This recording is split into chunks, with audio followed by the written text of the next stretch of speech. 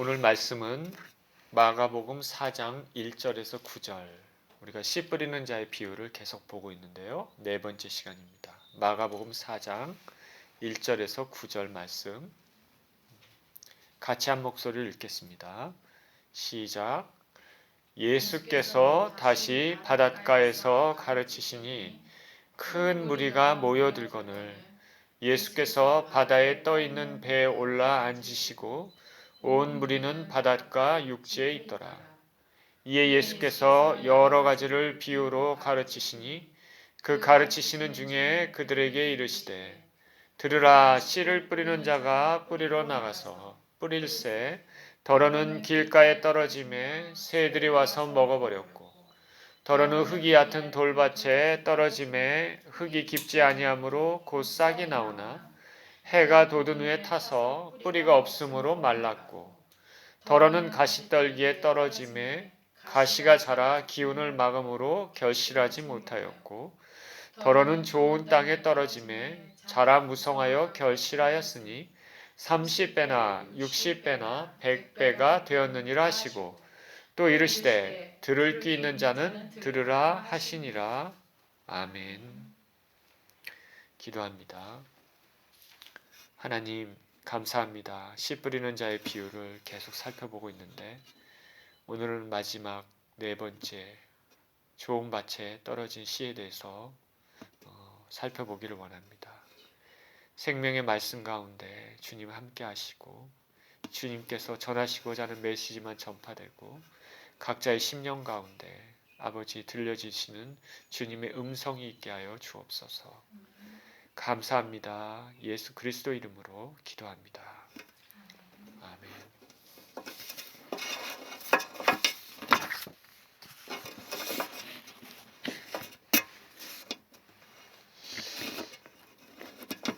씨 뿌리는 자의 비유 오늘 네 번째입니다. 지난 3주간 우리가 씨 뿌리는 자의 비유 살펴보았는데 농부가 수확을 기대하며 씨를 뿌립니다. 농부는 수확을 기대하면서 씨를 뿌렸는데 바람이 불었는지 어떤 이유인지 이렇게 흩뿌리다 보니까 어떤 씨는 길가에 떨어졌습니다. 길가는 사람들의 왕래가 잦은 곳이고 그래서 사람들의 발자국이 항상 묻어 있는 곳입니다. 그러니 딱딱합니다. 이 첫 번째 타입의 밭인 길가는 사람들의 왕래가 자주 있기 때문에 닳고 다른 마음밭입니다. 딱딱해져서 씨가 그 안으로 들어가지 못합니다. 그러니 당연히 열매도 맺지 못합니다. 이것은 말씀을 들어도 무슨 말인지 이해도 못하고 또 관심도 없고 그렇기 때문에 길가에 떨어진 씨는 새들이 와서 낚아채 버립니다. 말씀이 떨어져도 말씀의 씨가 떨어져도 그 심령 가운데 들어가지 못하고 사단이 낚아채서 결국 구원을 이루지 못하게 합니다. 두 번째 타입의 씨는 흙이 얕은 돌밭에 떨어졌습니다. 돌밭인데 흙은 조금 있습니다. 그러나 얕습니다. 씨가 곧바로 흙이 깊지 않기 때문에 바로 싹이 나옵니다. 그런데 해가 돋으니까 타서 뿌리가 없으니까 금세 말라버립니다. 하나님 말씀을 들을 때 축복의 말씀 같은 거 들을 때 정말 좋고 기쁨으로 받았는데 환란이 있다 보니까 이게 아닌가 보다 하고 떠나가는 마음밭입니다. 그래서 이 마음밭도 열매를 맺지 못해서 구원에서 멀어집니다. 그리고 어떤 씨는 가시떨기에 떨어졌습니다. 그래서 가시떨기가 이 씨를 꽉 누릅니다. 그러니까 씨가 기운이 막힙니다. 자라지 못합니다. 결실치 못합니다. 가시는 우리가 세상에 살면서 가지고 있는 걱정거리, 근심, 염려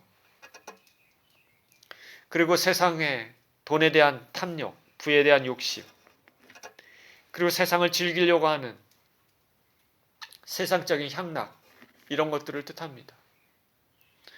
세상의 근심 걱정만 하다 보면, 세상의 돈만 추구하다 보면, 세상의 즐거움만 찾다 보면 결국 구원에서 멀어지게 되는 것입니다. 하나님을 찾지 않는 것이죠. 이 세 가지 타입의 마음밭은 모두 구원에서 멀어졌습니다. 오늘은 마지막으로 네 번째 타입의 마음밭. 그러니까 좋은 땅입니다. 씨가 좋은 밭에 떨어진 경우입니다. 말씀을 나누면서 하나님께서 우리에게 어떤 메시지를 주시는지 생각해 보도록 합니다.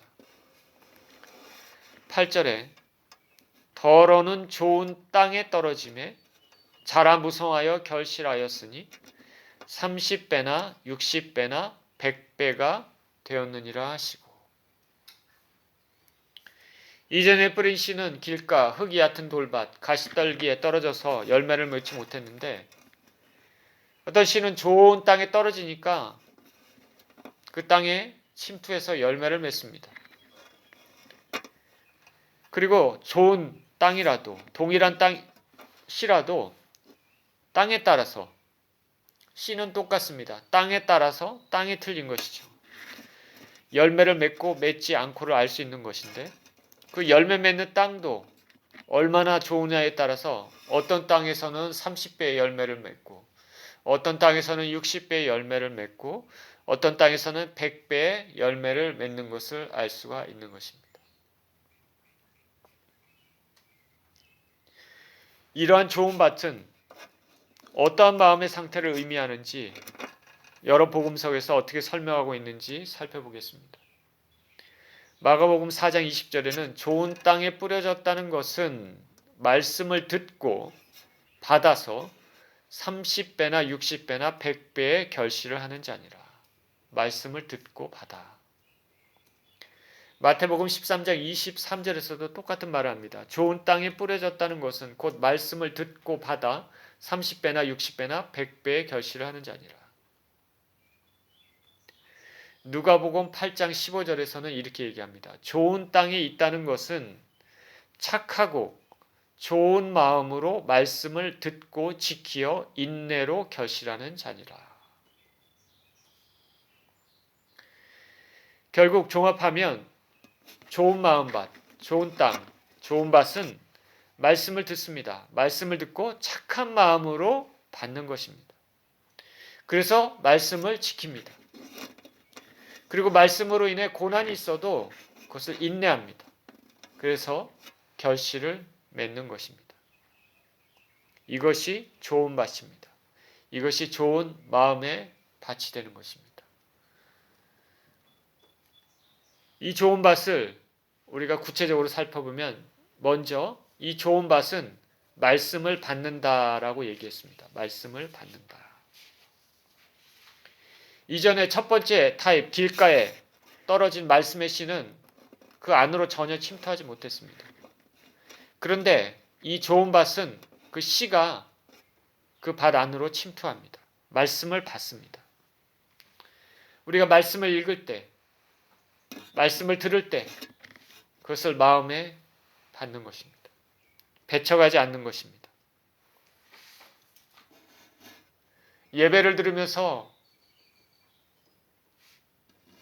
강단에서 선포되는 목사님의 말씀을 들을 때 그 마음을 열어서 그 말씀을 받는 것이죠. 마음의 부담이 돼도 그 말씀이 하나님께서 주신 것으로 받는 것입니다. 주위에서 그 말씀을 잘 들을 뿐 아니라 그 말씀을 심령 가운데 받는 것이 좋은 마음밭입니다. 그러니까 여러분 예배를 드릴 때 이런 마음밭을 가지고 있어야 됩니다.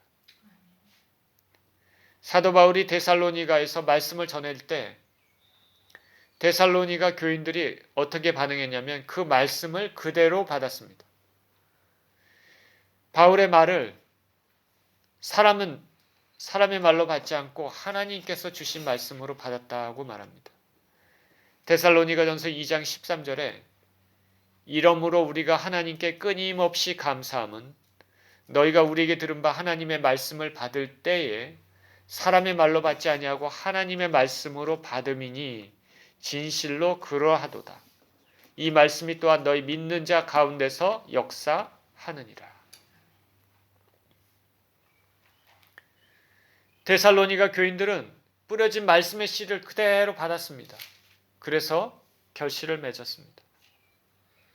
그 말씀을 받으니 그 말씀이 그 사람 안에서 역사한다, 일한다 말하고 있습니다. 너희 믿는 자 가운데서 역사하느니라. 하나님의 말씀을 있는 그대로 착한 마음으로 받아야 되는 것입니다. 말씀을 있는 그대로 받아야지 역사가 일어난다 말합니다. 그래서 신앙의 열매를 맺게 되는 것입니다. 공주대학교의 음악과 교수인 백기현 교수의 이야기입니다. 그는 미숙아로 태어났습니다.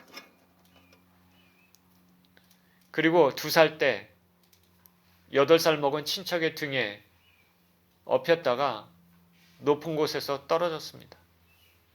그래서 다쳐서 곱사등이 됐습니다. 그러니 어렸을 때부터 많은 상처를 받고 자랐습니다. 어른이 되어서 어릴 때를 생각해 봤더니 6살 때 사랑방에 있는 그를 보고 동네 어른들이 등에 쌀가머니를 얹어 놓으면 등이 펴질까? 톱으로 저기를 잘라버렸으면 좋겠다. 그렇게 낄낄대고 웃었던 기억도 난다고 고백했습니다. 어린 나이를 그렇게 보냈는데 어린 나이일 때는 그렇다 치더라도 사춘기 때는 자기 자신의 몸에 대해서 자기 자신의 상태에 대해서 더 예민해집니다. 사람들이 자신을 보면서 이러쿵 저러쿵 하는 말들이 너무 싫었습니다. 상처가 많이 쌓이면서 성장기를 보냈습니다. 당연히 사람 사귀기도 힘들고 마음속에는 분노가 타올랐습니다. 그런데 이 사람이 한 가지 재능이 있었는데 노래를 잘한다는 재능입니다. 그것이 음악 선생님의 눈에 띄어서 성악가로 훈련받고 대학도 그렇게 공부를 했습니다. 그 졸업 후에 무대에서 공연도 했습니다. 그리고 오페라단을 만들었습니다.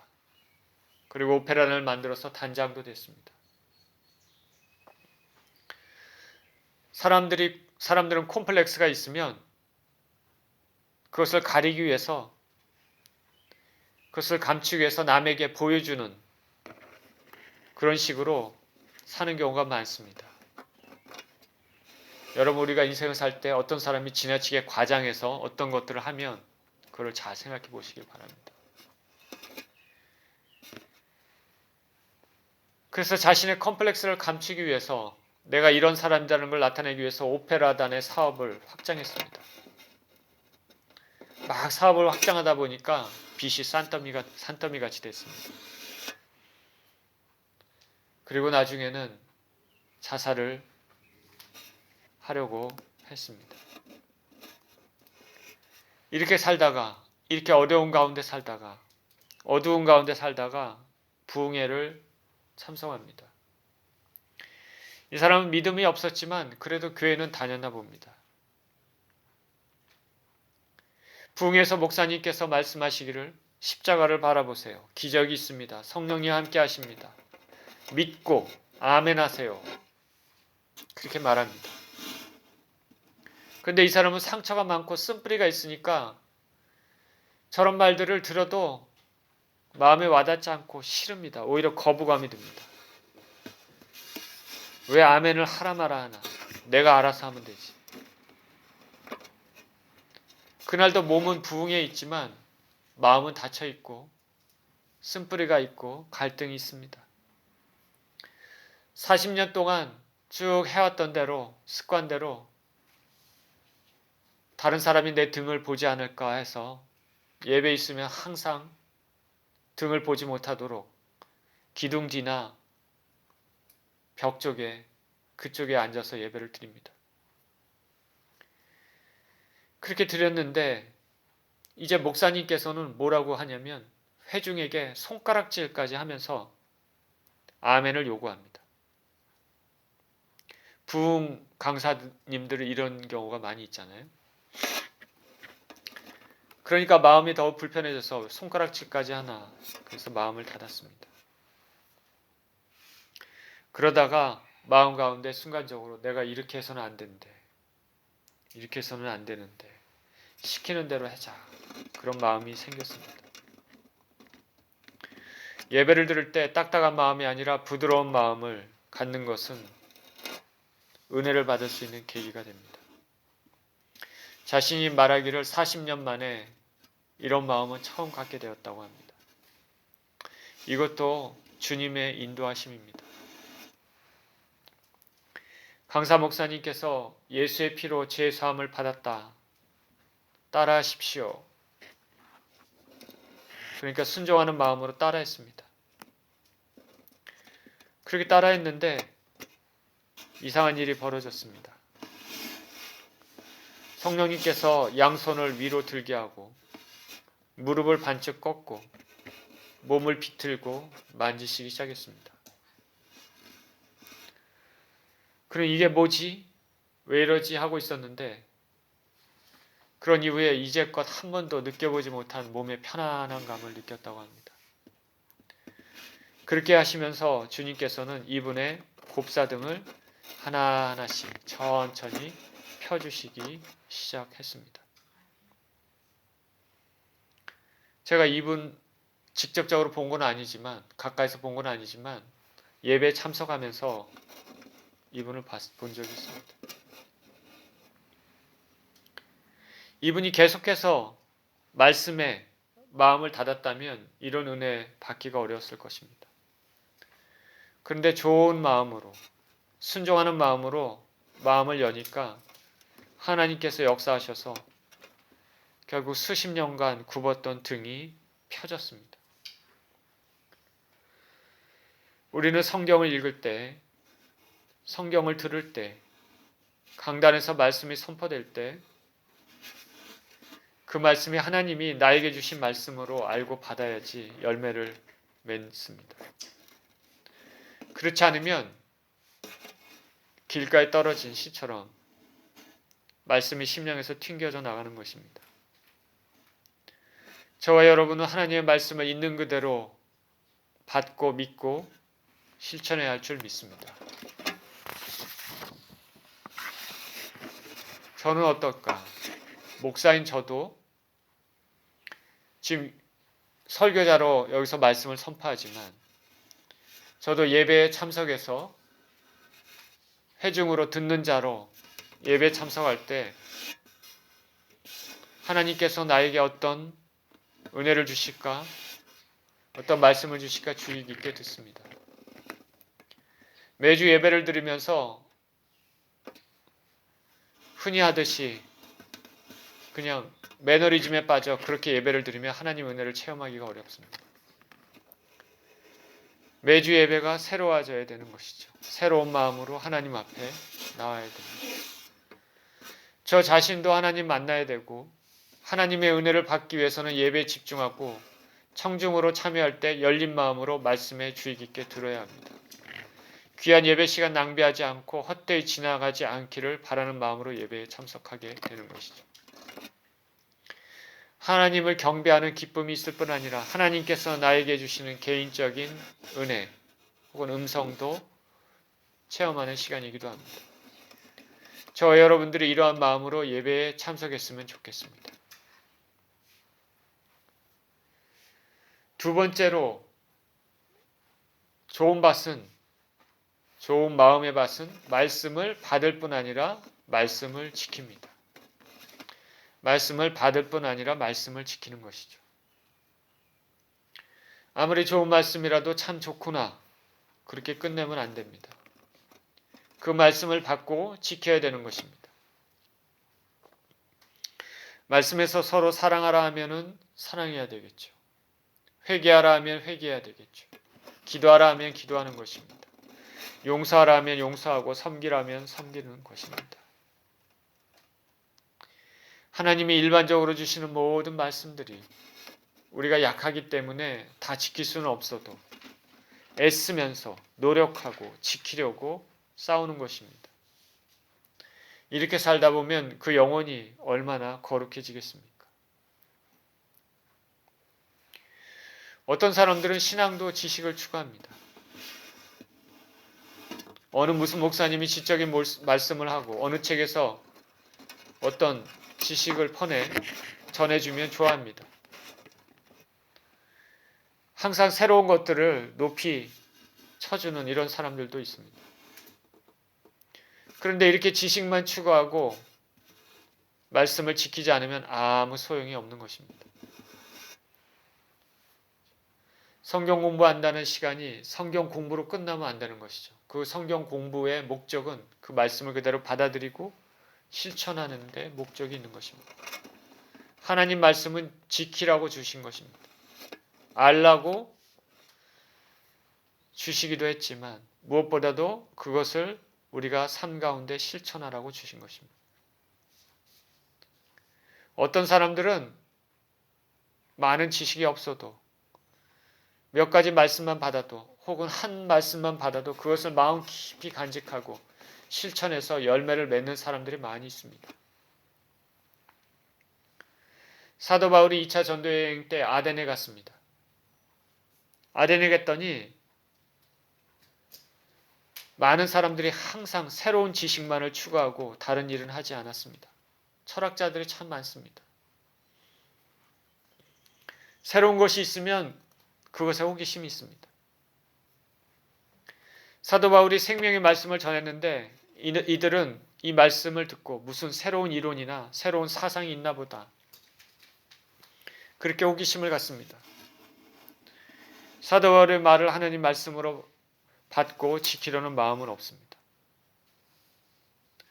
사도 바울은 자신의 능력과 언변으로 열심히 말씀을 전했지만 그곳에서는 몇몇 사람 빼고는 예수님을 영접하지 않았습니다. 그래서 사도 바울이 깨달은 것은 인간의 지식과 지혜는 그 사람을 변화시키지 않는다. 나중에 고린도전서에서 이렇게 고백합니다. 고린도전서 2장 4절 5절에서 내 말과 내 전도함이 설득력 있는 지혜의 말로 하지 아니하고 다만 성령의 나타나심과 능력으로 하여 너희 믿음이 사람의 지혜에 있지 아니하고 다만 하나님의 능력에 있게 하려 하였노라.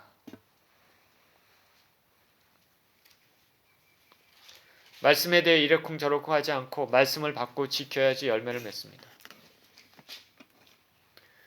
저와 여러분들도 듣기만 하고 행하지 않는 우를 범하지 말아야 되겠습니다. 우리가 말씀만 듣고 말씀에 대한 지식만 가득 차고 근데 그것에 대해서 실제 실천하지 않고 지키지 않으면 어떤 일이 벌어지겠습니까?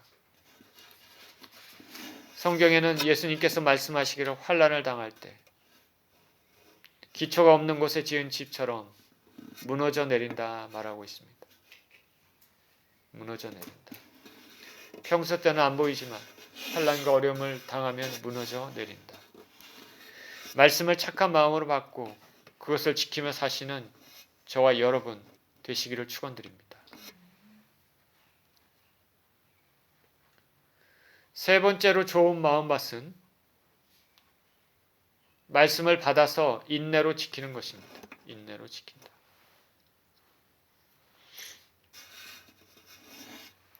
말씀은 좋은 것이지만 우리 믿는 자들은 말씀으로 인해서 어려움도 당할 수 있습니다. 아니 반드시 주님이 택하신 하나님의 백성은 말씀에 대해서 인내 시험을 받습니다. 그럴 때 참고 인내해서 결실을 맺어야 하는 것입니다. 이전에 두 번째 마음밭은 돌밭에 떨어진 경우라고 말했습니다. 씨가 돌밭에 떨어져서 처음에는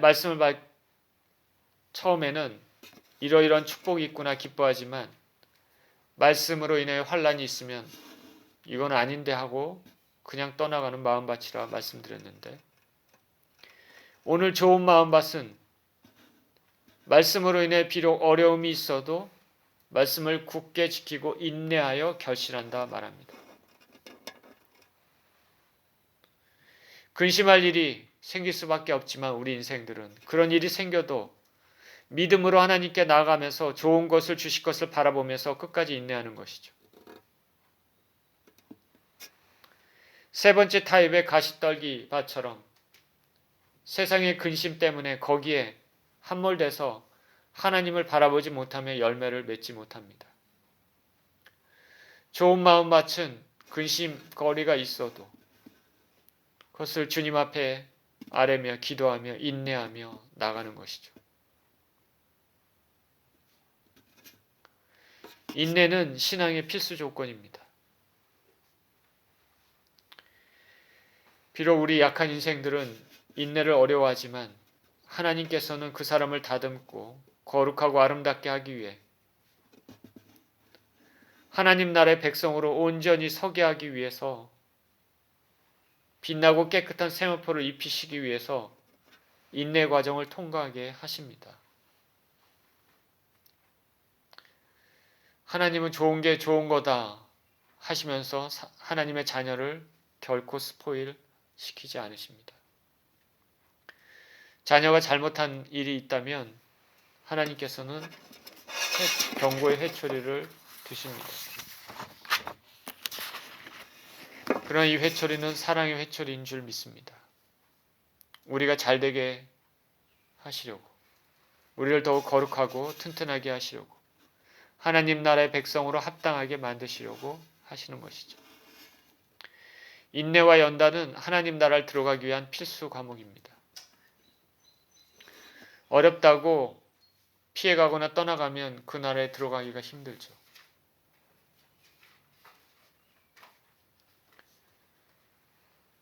성경이 그것을 말하고 있습니다. 주님도 인내의 과정을 겪으셨고 12제자도 그랬고 기독교 역사 이래로 수많은 하나님의 백성들이 크고 작은 이 과정을 겪었습니다. 그러니 인내의 과정, 고난의 과정이 없는 기독교나 신앙은 다 거짓입니다. 야고보 사도는 이렇게 말합니다. 야고보서 1장 2절에 4절에 내 형제들아 너희가 여러 가지 시험을 당하거든 온전히 기쁘게 여기라. 이는 너희 믿음의 시련이 인내를 만들어내는 줄 너희가 알미라. 인내를 온전히 이루라. 이는 너희를 온전하고 구비하여 조금 더 부족함이 없게 하려 함이라. 말씀을 받음으로 인내하는 상황이 닥칠 때 누구나 다 힘듭니다. 누가 좋아하겠습니까?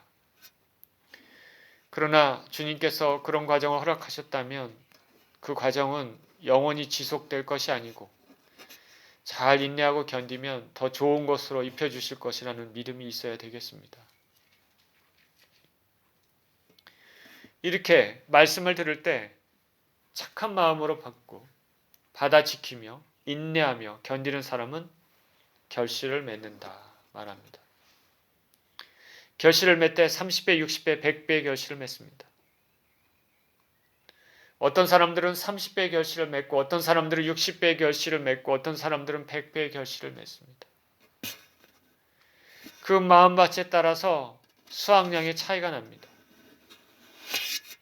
사도 바울 같은 사람들은 하나님의 말씀을 받고 그 마음이 완전히 변화돼서 거의 100배의 결실을 맺은 사람입니다. 저와 여러분은 어떻습니까? 우리의 마음 상태에 따라서 우리의 믿음에 따라서 우리의 심령이 하나님과 얼마나 더 가깝냐 그거에 따라서 열매 맺는 것이 다 다르죠. 부디 저와 여러분들도 열매를 낼 때 많이 맺는 그런 인생들이기를 축원드립니다. 천국 백성으로 하나님 나라에 들어가는 것이 특권이고 너무나 좋은 것이지만 이왕 들어갈 바에는 많은 열매를 맺고 들어가면 얼마나 좋겠습니까? 제가 신학 공부할 때 읽은 책이 기억이 나는데 그 책에 하나님과 천국에서 가장 가깝게 있을 사람이 누굴까? 그 책에 의하면은 그 사람의 심령이 하나님과 가장 가까운 사람일 것이다. 저와 여러분의 심령, 저와 여러분의 마음은 어떻습니까? 하나님과 가깝습니까? 아니면 조금 멉니까? 만약 가깝다면 얼마나 가깝습니까? 항상 매사에 모든 일에 주님을 생각하면서 살고 계십니까? 지금은 마지막의 마지막 때입니다. 주님을 더욱 붙잡으며 살아야 될 줄 믿습니다. 결실에 대해서 생각해 보겠습니다. 우리가 어디에 투자를 한다면 이익을 기대하며 투자합니다. 농부가 씨를 뿌렸다 하면 가을에 추수할 것을 기대하며 씨를 뿌리는 것이죠. 농사가 얼마나 잘 되느냐에 따라서 수확량의 차이가 납니다. 하늘나라를 위해 투자하는 것도 마찬가지입니다. 열매를 거둘 것을 기대하며 투자합니다. 뭘 받을 것을 기대하며 신앙생활을 한다는 게 그래 좋아 보이는 것, 거룩해 보이는 것처럼 보이지는 않지만, 그러나 예수님을 믿는 모든 사람들은 크고 작고 간에 주님께서 그날에 주실 상급을 기대하고 있을 것입니다. 그날에 주님이 주실 열매를 기대하는 것입니다. 이것을 알기에 수많은 주의 제자들이 주님께 삶을 드렸는데 각자의 드림에 따라 열매가 다 다를 것입니다. 어떤 제자는 30배의 열매를 맺고 어떤 제자는 60배, 어떤 제자는 100배의 열매를 맺을 것입니다. 한 부자 청년이 예수님께 왔습니다. 구원을 얻고 싶다. 주님께서 이 부자 청년의 눈을 보시고 모든 것을 가난한 자에게 나눠주고 나를 쫓으라. 그러면 하늘의 보화가 있을 것이다. 그런데 이 부자 청년은 너무나 큰 부자였기 때문에 자기 재산을 나눠주는 것이 참 아까웠습니다. 그래서 그대로 떠나갑니다. 너무 많이 가지고 있으면 참 버리기가 힘듭니다. 별로 가지고 있지 않으면 버리는 것도 쉬운데 너무 많이 가지고 있으면 버리는 것도 힘들죠. 그 마음이 주님께 온전히 향했다면 모든 것을 버리고 주님을 쫓았을 텐데, 그러면 2000년 전에 있었던 이 청년은 지금 하늘에서 빛나고 아름다운 하늘의 보화로 채워졌을 텐데 그렇지 못했습니다. 베드로가 이 청년이 떠난 걸 보고 예수님을 보고 말합니다. 주여, 우리가 모든 것을 버리고 주를 쫓았사오니 그런즉 무엇을 얻겠습니까? 이 부자 청년은 가진 게 너무 많아서 드리고 싶지 않았는데, 베드로는 부자였는지 안 부자였는지 모르지만 베드로는 얘기합니다. 거짓말을 하는 것이 아니죠. 모든 것을 아는 주님이시기 때문에. 주여, 우리가 모든 것을 버리고 주를 쫓았사오니 그런즉 무엇을 얻겠습니까? 예수님 말씀하십니다. 마태복음 19장 28절 29절. 예수께서 이르시되 내가 진실로 너희에게 이르노니 세상이 새롭게 되어 인자가 자기 영광의 보좌에 앉을 때에 나를 따르는 너희도 12보좌에 앉아 이스라엘 12지파를 심판하리라. 또 내 이름을 위하여 집이나 형제나 자매나 부모나 자식이나 전토를 벌인 자마다 여러 배를 받고 또 영생을 상속하리라.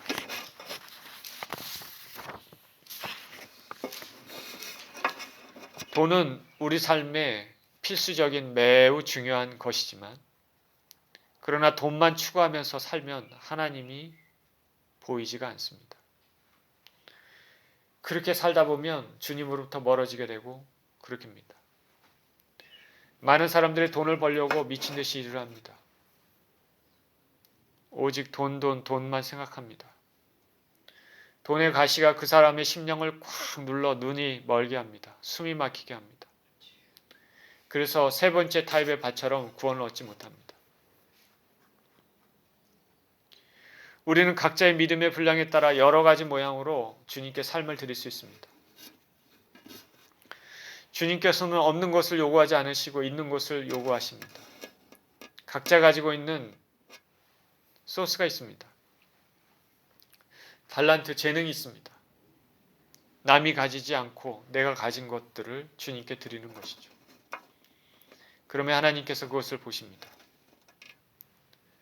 우리가 주님을 위해서 집을 떠나거나 가족을 떠나거나 그렇게 하진 않더라도 우리 자신이 주님께 드릴 수 있는 것들이 분명히 있습니다.